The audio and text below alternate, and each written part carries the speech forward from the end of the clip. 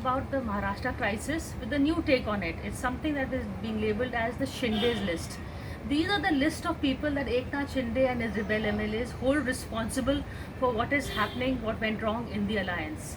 Of course, there is a larger picture there. We know there is the hand of the BJP that wants to destabilize the government. Otherwise, how else would Eknath and Shinde and his men wind up all the way back in Guwahati? But let's just take a look at the list of 3 people whom they've identified as villains and whom they blame for all that is wrong in the alliance. The first, of course, is Sanjay Rout.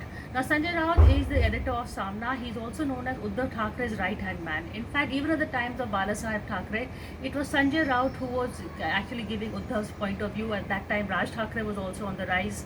And now again, it is he who is making these very controversial statements to Eknath Shinde and his men, talking about Zinda Lash, वापस आ जाओ, कब तक गुवाहाटी में रहोगे, आना तो आपको चौपाटी में ही है. These are seen as veiled threats and certainly not the way to woo back disgruntled leaders. Even before this, there was a fear among Eknath Shinde and his people that Sanjay Rout was more loyal to the NCP than to the Shiv Sainiks themselves. But of course, he seems to have the Thackeray's blessings. They just gave him a renewed Rajya Sabha seat. So Sanjay Rout is one person they hold very firmly responsible for the breakdown in relations between Uddhav Thackeray and the rest of the Sena. Second, of course, is Aaditya Thackerays, the heir apparent, first-time MLA, first-time minister, but given a lot of powers that go, beyond that being a first time. He used to walk into meetings, into ministerial meetings that went beyond his ambit, and also he was promoting a different line of leaders than the other old guard, the hardened Sainiks. He was promoting leaders from the Yuv Sena.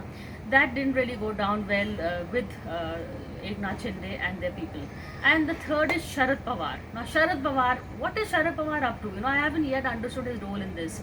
If you remember when the Maharashtra government fell, at that time Sharad Pawar had 2 choices. One, that he ties up with the BJP. Second, that he cobbles together an unnatural alliance, the Maha Vikas Aghadi. Get the Congress, Sena and the NCP on the same platform. With the reticent Uddhav Thackeray taking the back seat because of COVID, his own ill health, it was actually Sharad Pawar who was running the government. He also held 2 crucial portfolios. He gave the CM's chair, but he had the Home Ministry and the Finance Ministry.